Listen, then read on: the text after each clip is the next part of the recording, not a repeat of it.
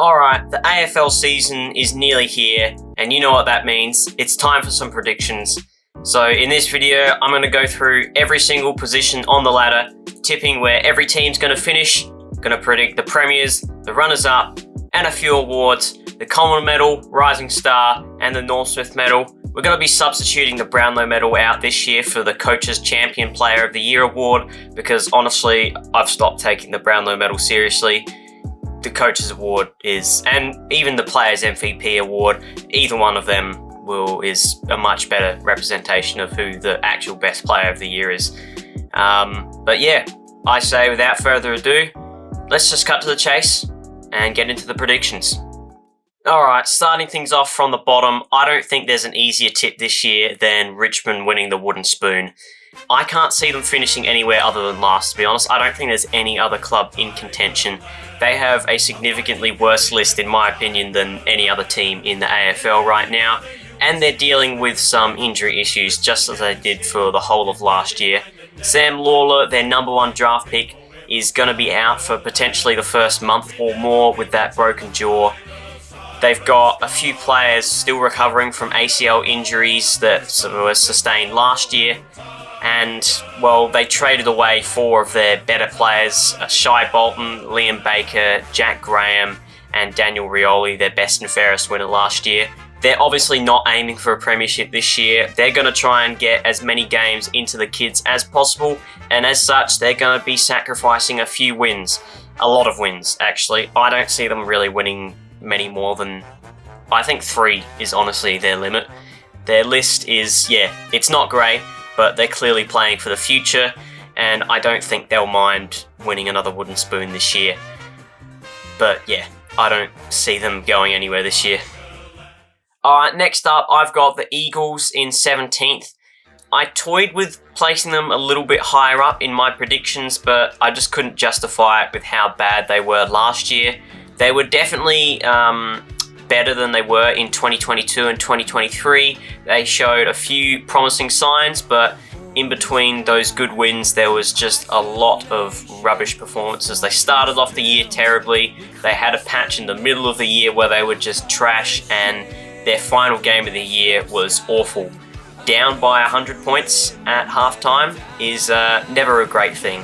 They've got a few good ins this year, Liam Baker, Matt Owies, and Jack Graham. I don't think they're going to propel them up too high though, and I just think that other clubs in similar positions to them have improved more than the Eagles this year. So I reckon the Eagles are going to play a bit better this year. I don't think they'll have some of those same absolute rubbish performances as they have done the last few years, but I just really don't see them improving as much as other clubs around them, and hence why I've got them actually sliding back one position.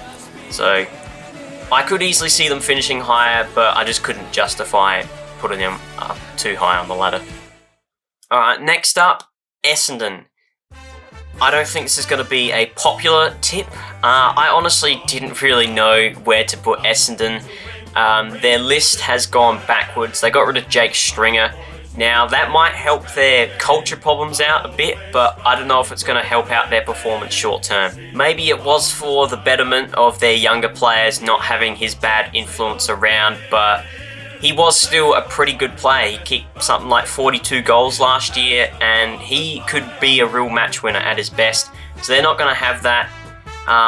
They finished off the year, as they usually do, pretty bad last year, and I can see that form rolling into the start of this year. They do have a bit of a tricky fixture first up, and yeah, I just really don't see how they can push for finals when other clubs around them have definitely improved their list while theirs has really gone backwards. They've got an exciting new recruit in Kako, but I don't think he's going to single-handedly bring them back into finals contention. So yeah, I can see Essendon regressing.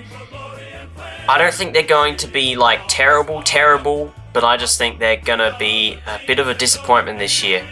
Now, rounding out the bottom 4, I've got the North Melbourne Kangaroos. It seems to be the popular opinion that North Melbourne are going to rise up a bit this year. And at first, I was a bit hesitant to jump on the North Melbourne bandwagon. and I still haven't fully bought into it.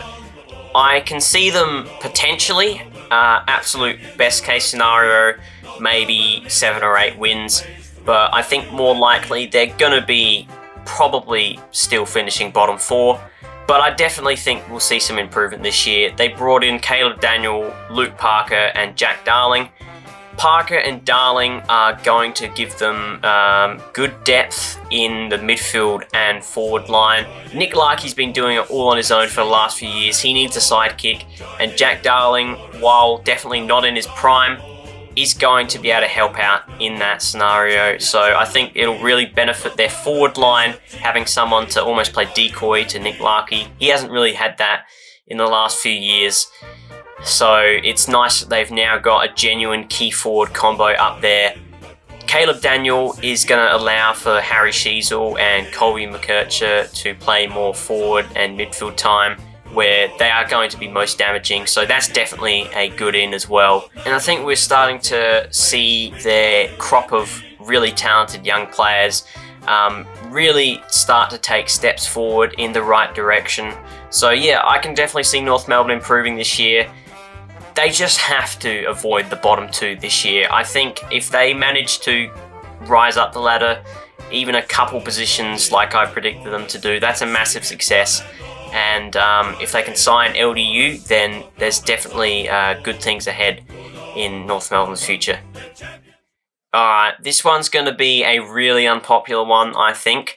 But 14th, I've got Carlton. I just don't see them recovering from the injury crisis they've had to be put through this pre-season. They've had some really bad luck already. I mean, Jagger Smith, their top draft pick, they traded up to get him. They got rid of their best small forward in Matt Owies last year to get him, and now he's done his ACL. That's just incredibly bad luck. I think Matt Owies is going to be a big out for them as well, because I don't think they've got anywhere near enough small forward depth to be able to cover him. Charlie Curnow is going to be out for the early parts of the season, so is Mark Pittonet. Sam Walsh potentially as well. He's still under a bit of an injury cloud. Yeah, some of the injuries they've had, and they had a really bad run with injuries at the end of last year as well, and their form just it went down the drain, and I can't see them recovering, honestly. I think they're going to regress. They need a new high performance manager, because the injuries they've had the last couple of years, they're not going to go anywhere if they keep happening. And I think that Carlton are really going to regress this year, just based on the bad luck they've already been dealt. In 13th spot now, I've got St Kilda. They just forever seem to be in no man's land. They were pretty good at the end of last year, but they were pretty bad in the first half of the year. It was really a tale of two halves for them. And I just don't see how they've made any substantial improvements to the list. They've got Jack McRae in, which is good. He's a good player, but he's not a superstar match winner. He's just a pretty solid contributor, pretty consistent player. And he's definitely going to improve their midfield stocks, but I don't see how he's going to give them that real point of difference. And I just think other clubs around them have really improved, more so than they have. And they got rid of Tim Memory. I'm not really sure why they delisted him, to be honest. He was still playing pretty well. He kicked 30-odd goals last year, and he had done so for the previous 6 or 7 seasons before that. He'd always been a solid contributor, and they just got rid of him. I guess he is getting a bit older now, so they wanted to prioritise the youth. But I do think their forward line is going to suffer as a result of that delisting. So I really don't see St Kilda challenging for finals this year, to be honest. It's just going to be another year where they don't really seem to go forwards or backwards. Alright, in 12th, I've got Melbourne. Such a hard club to get a read on these days. Christian Petrarca, he cracked his rib at one stage during the pre-season, which is not great after what happened to him last year. So I don't really know what the deal is with him. Clayton Oliver's looking back to, maybe not back to his best, the Clayton Oliver of old, because it's easy to forget that Clayton Oliver was very good. He's a 2-time Coaches Champion Player of the Year award winner. He's a fantastic player when he's at his best. He obviously wasn't at his best last year. He had a really, really tumultuous preseason. He looks like he's got his body back in better shape, and if he can recapture that form that he had a few seasons ago, then he's going to be a formidable force in the midfield. Other than that, though, I don't see too many positive signs for Melbourne. Alex Neil-Bullen is gone. Obviously, we knew that even before the end of last season. He announced that he was going to get a trade back to South Australia. I think that's going to be definitely a bit of a loss for them. He was a great role player, really heart and soul player, consistent. You always knew what you were going to get from him. So I think that's definitely a bit of a loss for them. And I don't see too many other major improvements they've made to their list. I think it's just going to be another pretty poor season for Melbourne. With the talent they still do have on their list, obviously they won a premiership a few years ago, and I still think they've got a lot of talent on their list.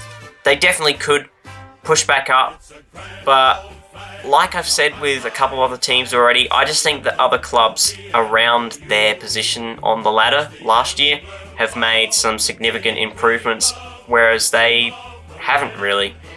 So I just don't see them keeping up with all the other clubs vying for a top 8 position. But then again, if they sort out their culture problems, obviously that's been a big buzzword, culture, for Melbourne. If they sort out that, then there's no reason why they can't get back up in the top 8 and maybe even start contending for a premiership again, but I just don't see it happening this season. In 11th now, I've got the Gold Coast Suns. A lot of people are really buying into the hype this year, but that's been the case every year since 2020 with the Gold Coast Suns. I'm done with the Suns. I'm not buying into their hype anymore. They've just had too many false dawn. There's been too many times where they've promised finals, they've promised improvement, and they just haven't delivered it. Obviously, they definitely have improved their list this year with the additions of John Noble and Daniel Rioli, but they also did lose Jack Lukosius. He was a little bit inconsistent last year, but I still definitely think he is a good talent. They also got rid of Sam Day and replaced him with Elliot Himmelberg, so I think their forward line has definitely taken a hit. They're probably going to try and place Mac Andrew in the forward line more often to pair with Ben King. He's obviously a very good swingman. But yeah, I'm just done with buying into the hype of Gold Coast. Every year, everybody tips them to make finals, and they never do. I stopped buying into their hype a while back. Everyone was really glazing them last year as well, and they failed to deliver. Some people say that, if they just get their act together away from home, they're going to be one of the best teams in the competition this year, because they were brilliant at home. But if you actually look at who they beat at home last year, they didn't beat much. They beat Port Adelaide at home, but that was in the midst of a pretty bad form slump that Port had. They beat Geelong in Darwin. Again, that was in Darwin, and Geelong were in the midst of like a 5-game losing streak at the time. And then all the other teams they beat were pretty much all bottom 10 teams, and all of their, they just played terribly away from home, and I don't see that changing a whole lot this year. So yeah, I'm tipping the Suns to at least finish 11th, which would be the highest they have ever finished, but I don't see them making finals personally. In 10th spot, I've got my own team, the Sydney Swans. Yeah, I've got us regressing a lot this year. 2 grand final losses in 3 years by 10 goals or more. That's got to have some mental scars. Like, too many times we've seen teams completely fall off the rails after a big grand final loss. The most famous one, Port Adelaide. 119 points they lost by in the 2007 Grand Final. 5 years later, they almost folded. I don't think that's going to happen to us. I don't think we're going to be on the brink of collapse in 5 years' time. But man, 2 Grand Final losses like that in 3 years, that's got to have some effect on your psyche.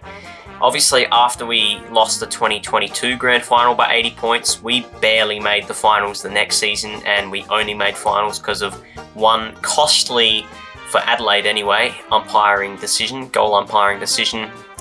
We did have a lot of injuries that year, but we clearly weren't the team that we were the previous season. And we haven't really made any improvements to our list. We still have a bit of an issue up forward. Joel Amati, very good at his best, still very inconsistent though. And Logan McDonald, I'm just not so sure on the hype around him. There used to be a fair bit of hype among Swans fans around him. He's still obviously going to be a very solid player, but I don't know if he's going to ever become a superstar.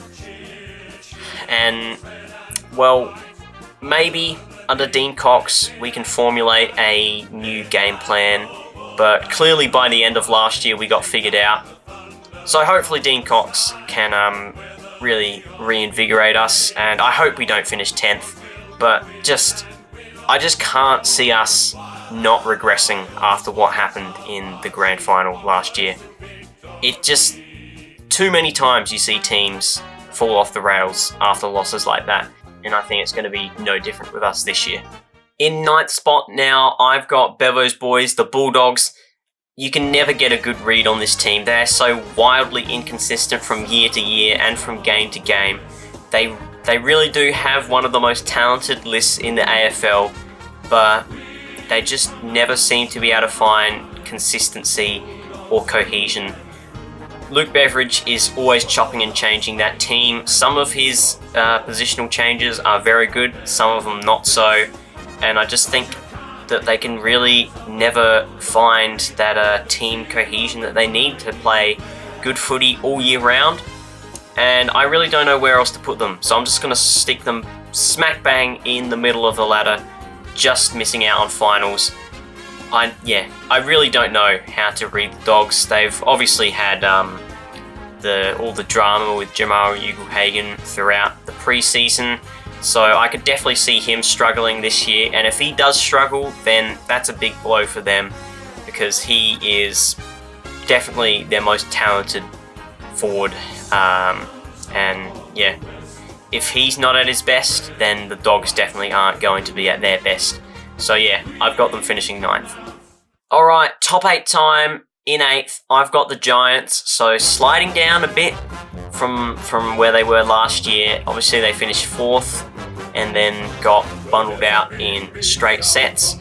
So I think that's going to have a little bit of an effect on them. They've got a few suspensions at the start of the year, all to sort of fringe players and younger players, but that is still going to affect their depth. And they have got a few injuries, like Tom Green. That's a big blow for them to start off the year, especially with those injuries. So yeah, I could definitely see them getting off to a bit of a rough start, and as a result regressing. I don't think they're going to regress completely and miss the 8 altogether, but I think they are going to struggle a bit this year, especially losing Isaac Cumming and also Harry Perryman. Losing players is never good. They've been bleeding players a bit pretty much throughout their entire existence. They've managed to really regenerate each time, but just losing players year after year after year after year, it's got to have an effect eventually, so I can see them definitely dropping down a bit this year. And I don't think they're going to be in premiership contention. So yeah, I've got them finishing 8th. In 7th, I've got another team regressing in Port Adelaide. They brought in Jack Lukosius, Rory Atkins, and also Richards from Collingwood, but they lost a big fish in Dan Houston. They've already had a big injury in Todd Marshall. Charlie Dixon retired as well, so their key forward stocks are looking a little bit light. It looks like they'll be playing with Ollie Lord, Mitch Georgiades, and Lukosius up forward. Lord wasn't really cited at all last year. Lukosius, while talented, was a bit inconsistent last year, and Georgiades is really the only key forward that looks like he'll be a standout player next year. And yeah, after another heavy prelim loss, I definitely think that they're just going to regress a bit this year. Their list isn't as good as what it was last year. They've already got Zach Butters out for the start of the season. Yeah, I just think that, especially announcing the succession plan, Ken Hinckley's not going to be coaching at the end of this season and going forward. I don't think that's a call you make if you're really wanting to make a premiership tilt. Yeah, I see them regressing a bit this year, Port Adelaide. Now in 6th spot, I've got the power crosstown rivals, the Adelaide Crows. So if this does happen, this would mean that we'd have a showdown elimination final. How awesome would that be? Anyway, back onto Adelaide. This has to be their year. They've improved their list. They brought in James Peatling and Isaac Cumming. Both players are going to improve their midfield stocks. They had a couple of key injuries at key times last year, and I mean, they were only one goal umpire decision away from making finals in 2023. They just have to make finals this year. There's no excuses. If they don't, well, Matty Nix has just got to go.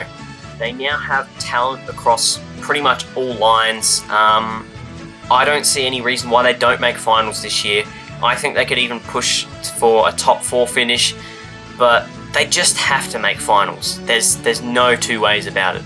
In 5th spot now, I've got Hawthorn, so jumping up a couple of spots on the ladder. I haven't gone all in on Hawthorn like some people. Obviously, they were fantastic in the back half of last year. That miracle run into finals really captivated the whole AFL world. And they played well in finals. Obviously, they lost the semi. Their elimination final performance was brilliant, and they were so close to progressing to the prelims. They've brought in Josh Battle and Tom Barras.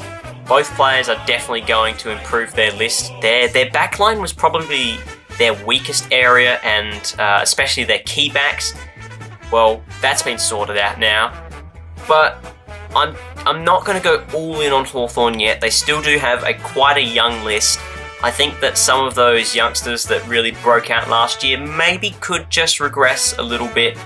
But there's also the possibility that they just keep going on their upward trajectory. And if that happens, then they're going to be a real premiership threat. But I'm just holding off just for one season. I reckon give it one more year, and yeah, I reckon they're going to be serious contenders. But I'm not prepared to go all in on Hawthorn just yet. Moving on to the top 4 teams now. In 4th, I've got Collingwood. Really, they should have made finals last year if not for injuries. They had Tom Mitchell out for large parts of the season. Mason Cox was out at one stage. Brody Myercheck, Jamie Elliott, a host of other really important players. And I think that if they stay healthy in 2025, they should easily make finals, and I almost think they're a shoo-in for top 4. They've improved their list this year by getting Dan Houston, and I think Tim Membry's going to be a great in for them. He kicked 4 goals in their practice match against Richmond. Was only against Richmond, but that's promising signs for him and the club. Tim Membry's been very consistent over a long period of time. I think like the last 7 or 8 seasons, he's kicked at least 30 goals, maybe with the exception of the one COVID season in 2020 where games were shorter. But yeah, he's been a very good player for quite some time now. I think he's going to improve their forward line, and I think that they're going to have a real crack at the premiership again this season. This might be one of their last chances. Their list is getting quite old, but I still think they've got what it takes. In 3rd spot now, I've got the 2024 Premiers, the Brisbane Lions.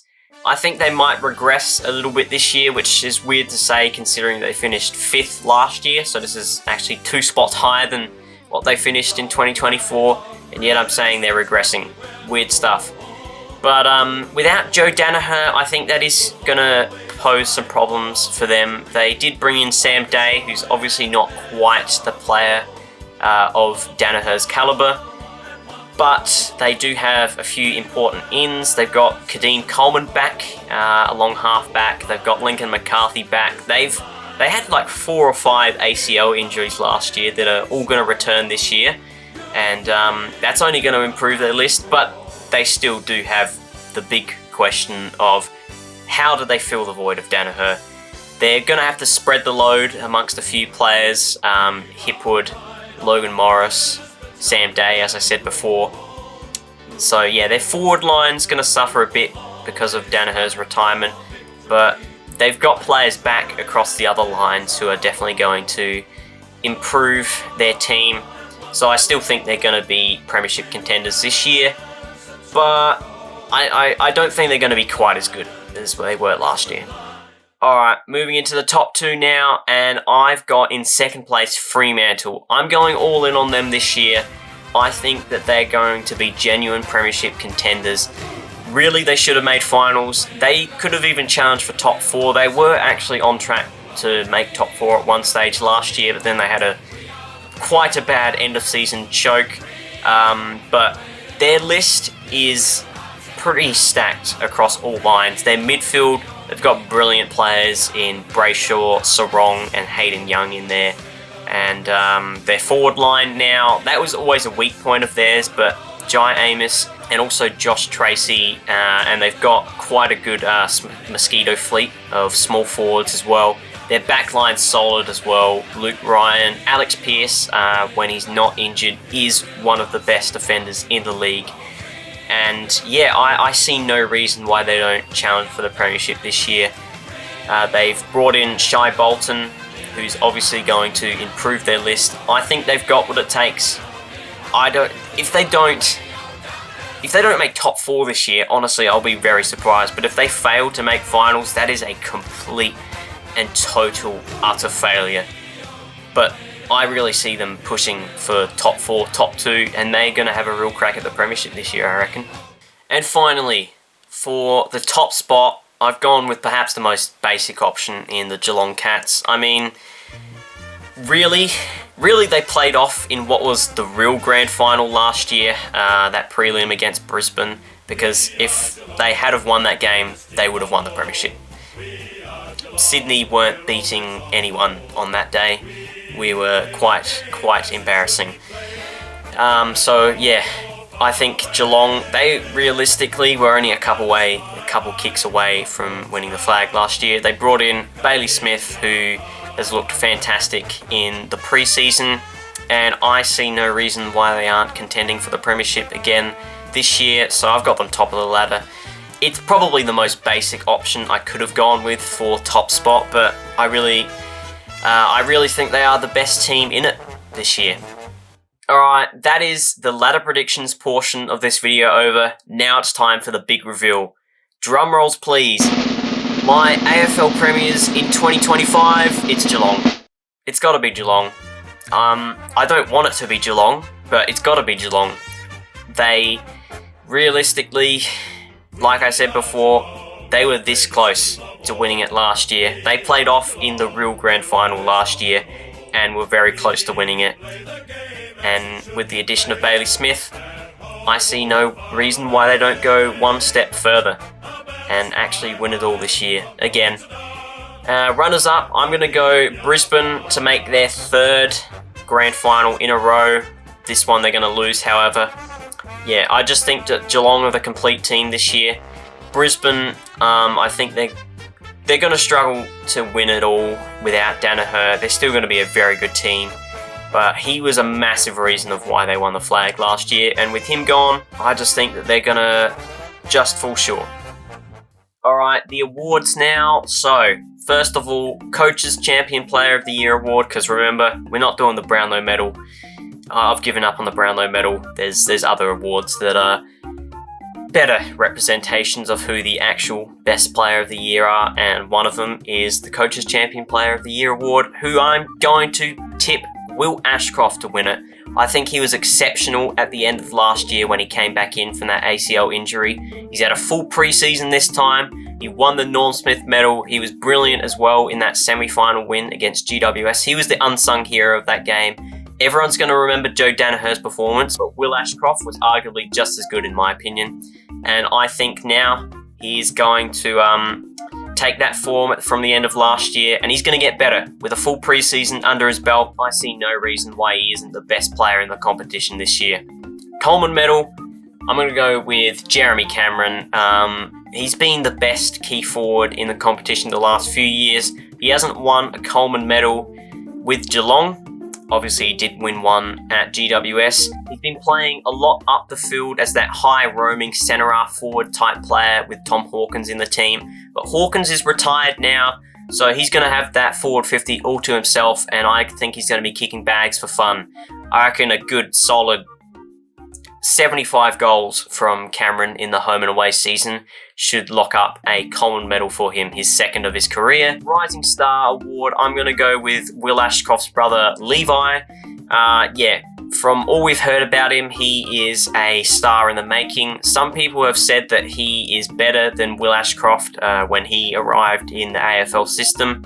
And if that is the case, I don't see anyone stealing this award off of him. And finally, the Norm Smith medal on grand final day. I'm going to go with Max Holmes. So he'll be playing in the winning team. Obviously, he missed out on the grand final win in 2022, and he probably would have missed out in 2024 had of Geelong made it through to the grand final, because he did injure himself during that prelim final loss to Brisbane. So that would have been a real hard luck story if they had have made it through. But I think Geelong will have no troubles getting to the big stage this year, and Max Holmes, he's a very talented player, and I think he's got what it takes to stand up on the big stage and win the Best on Ground award on grand final day. So there you have it, guys. They are my predictions for the upcoming AFL season. I can't wait for the AFL to be back. I hope you all did enjoy this video.